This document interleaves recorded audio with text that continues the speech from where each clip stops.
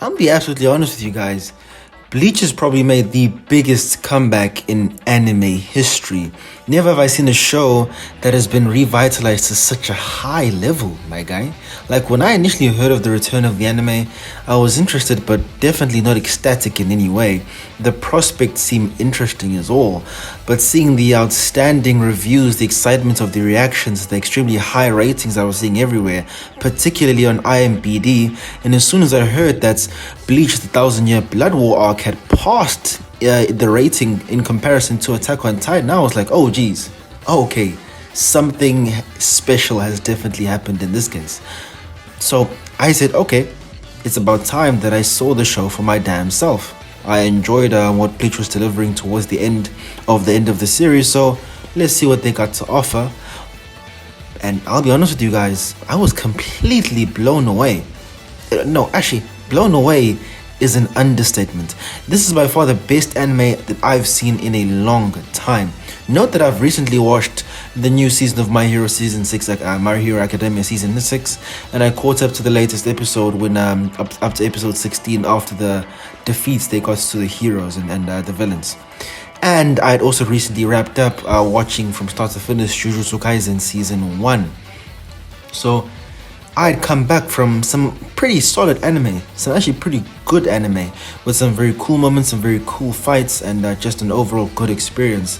And for me to be absolutely blown away out of nowhere, I was thoroughly surprised. I completely binged all of the episodes in about 2 days, because it was extremely entertaining, and I definitely had a really good time watching the entire thing.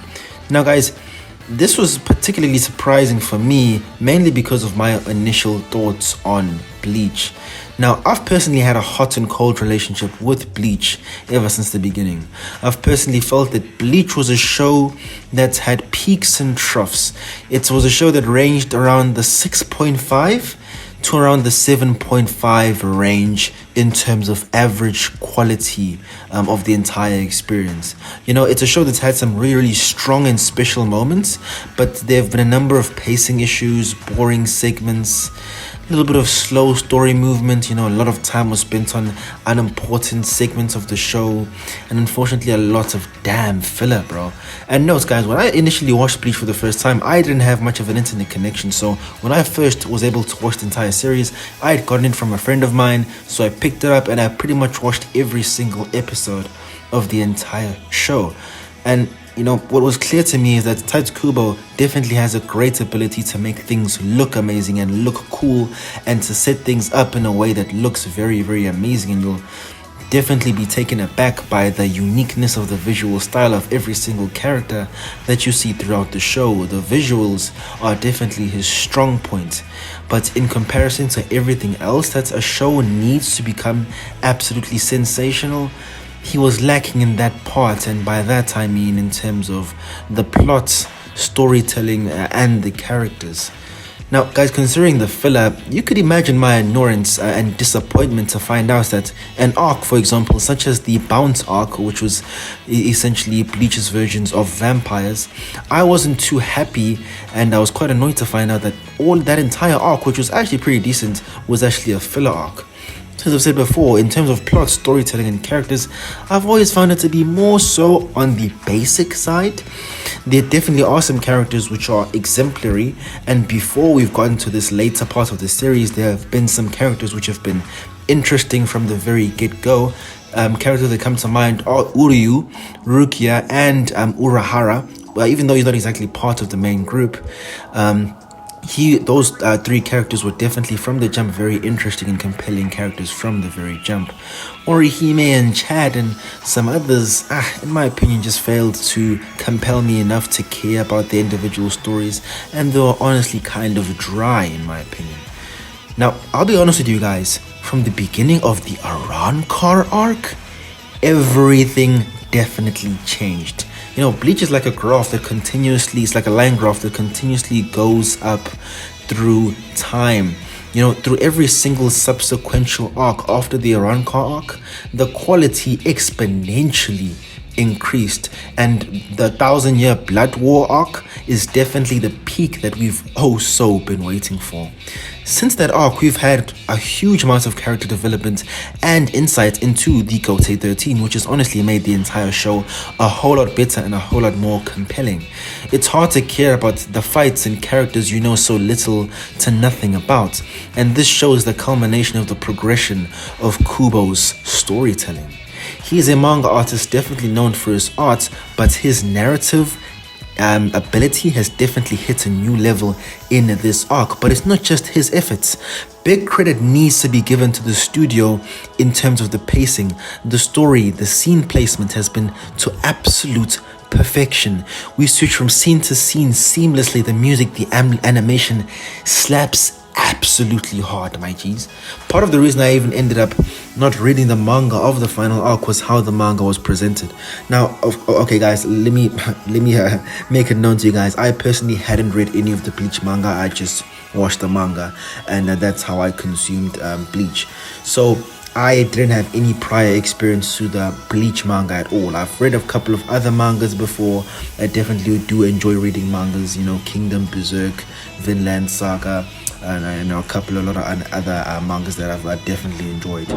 Now, Bleach uses a lot of comedy in the dialogue. I'm personally not a fan of that comedy. It's more so cheesy, childish, and for me personally, it just doesn't hit. And I'm personally able to brush that aside and find enjoyment in the other aspects of the show.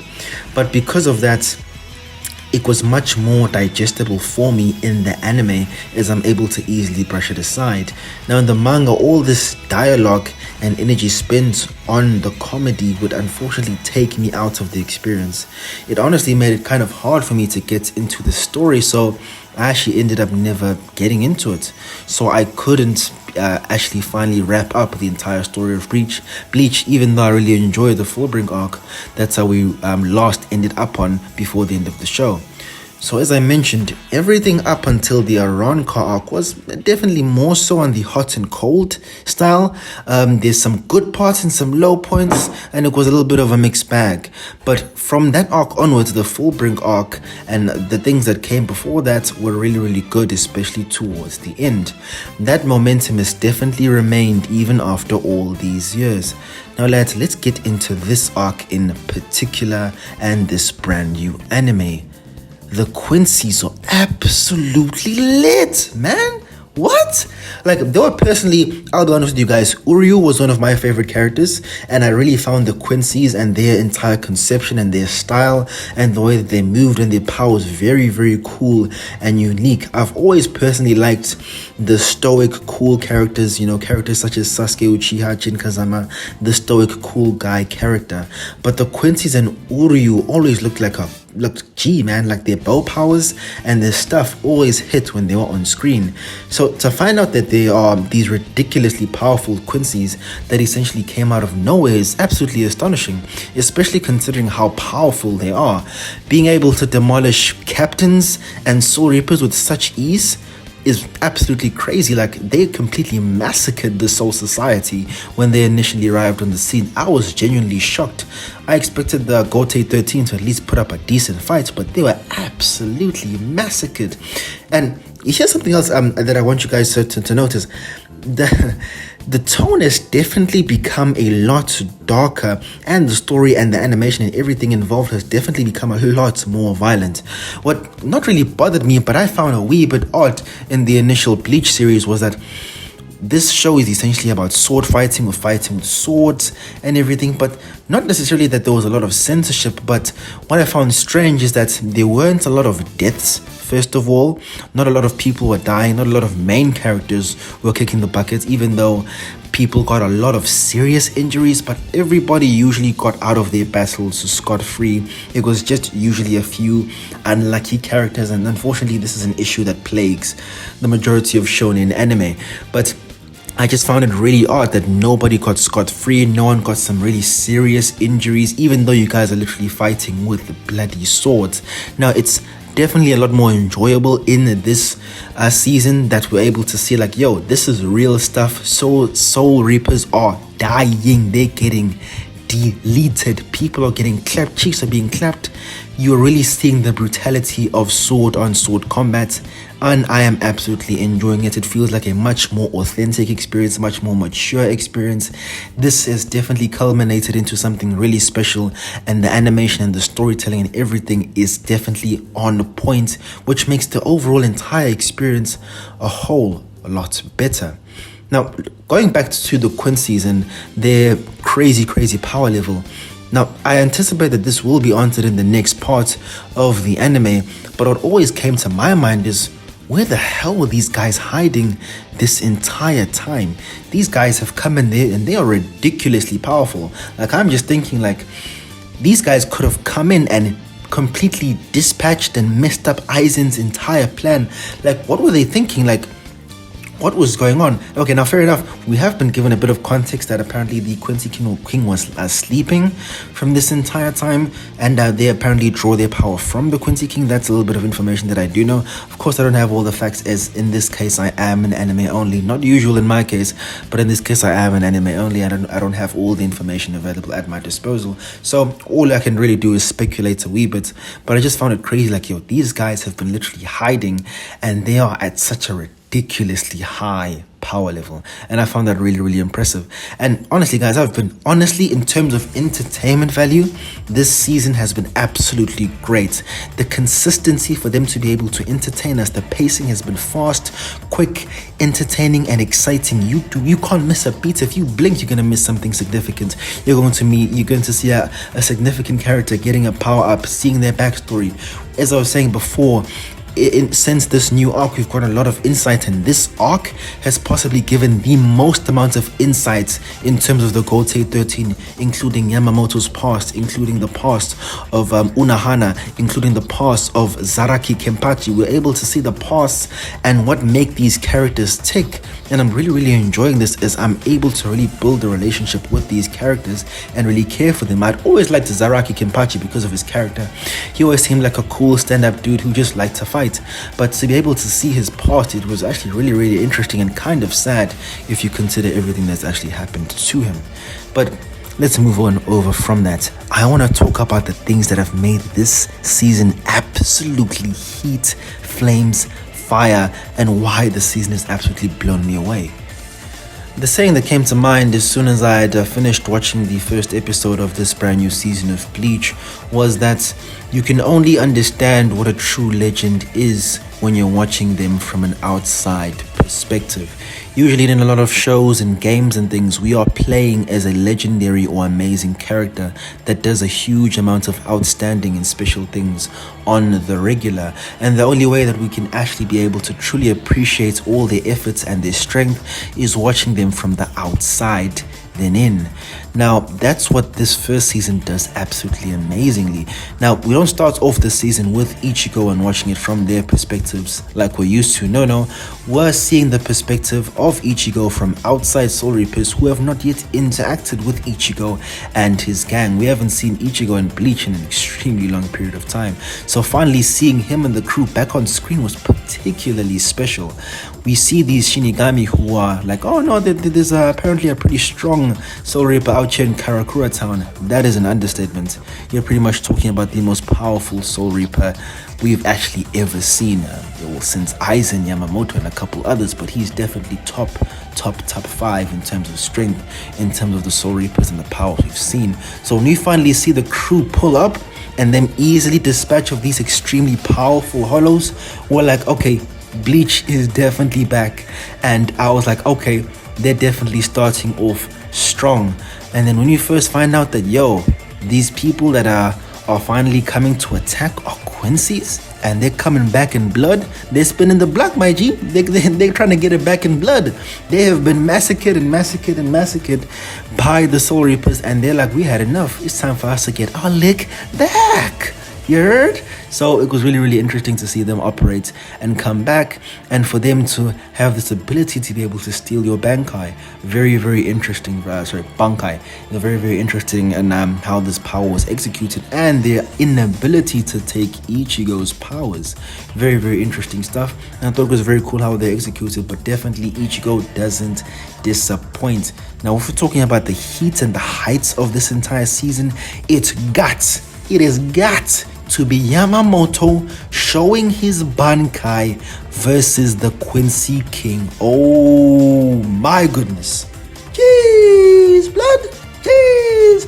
That is possibly one of the best fights and culminations, and that definitely, without a doubt, that was the climax of the entire show. Even though at the end of it all, Yamamoto was eventually defeated, it was absolutely sensational what these guys were able to do. Not just in terms of the storytelling and everything done, the groundwork laid by Kubo.